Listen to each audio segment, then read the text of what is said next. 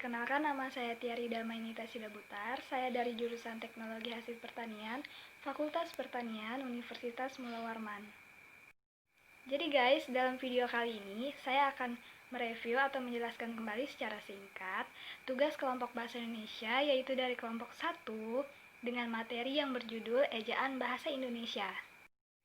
Dan buat teman-teman yang mau tahu apa itu ejaan bahasa Indonesia, yuk simak video ini sampai selesai. Happy watching! Pertama adalah pengertian ejaan bahasa Indonesia. Teman-teman bisa lihat di samping ya, apa itu pengertian ejaan bahasa Indonesia.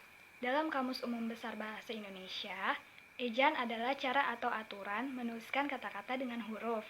Misalnya kata huruf. Dahulu orang menyebutkannya adalah horof. Kata itu telah diatur dengan ejaan yang sesuai, dan sekarang yang dipergunakan adalah kata huruf.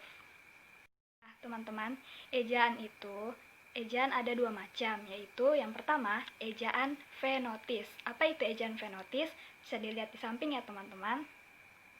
Dan yang kedua adalah ejaan fonemis. Teman-teman bisa lihat di samping ya, apa itu ejaan fonemis. Kemudian, adapun tujuan ejaan, yaitu memberi pengertian pada tulisan agar lebih jelas dan memudahkan pembaca untuk memahami informasi yang disampaikan secara tertulis. Fungsi ejaan adalah untuk menunjang pembakuan tata bahasa Indonesia yang berkaitan dengan kosakata.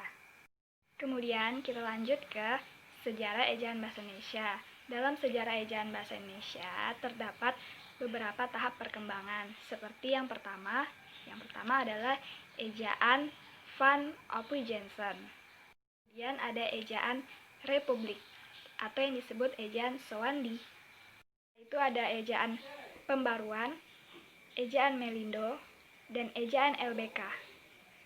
Setelah melewati beberapa tahap perkembangan, yang terakhir tahap ejaan EYD, yaitu ejaan yang disempurnakan.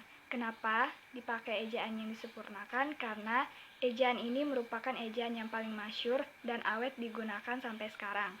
Itu EYD kembali diperbarui menjadi EBI atau Ejaan Bahasa Indonesia. Ejaan Bahasa Indonesia ini menggantikan ejaan yang disempurnakan dan setelah disepakati oleh Kaidah Bahasa Indonesia. Oke guys, terlepas dari sejarah ejaan Bahasa Indonesia, kita lanjut ke ejaan dalam huruf.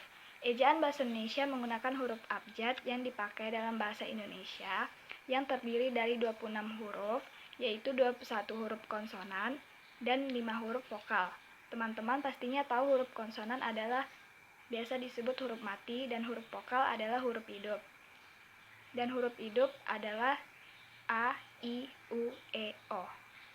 Baiklah teman-teman, sekian yang dapat saya sampaikan dari mereview tugas kelompok bahasa Indonesia, yaitu kelompok 1 tentang ejaan bahasa Indonesia. Kurang dan lebihnya saya mohon maaf, karena manusia itu tidak luput dari kesalahan. Terima kasih.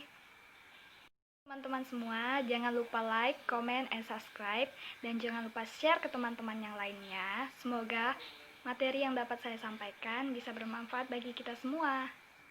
Terima kasih, sampai jumpa di video selanjutnya.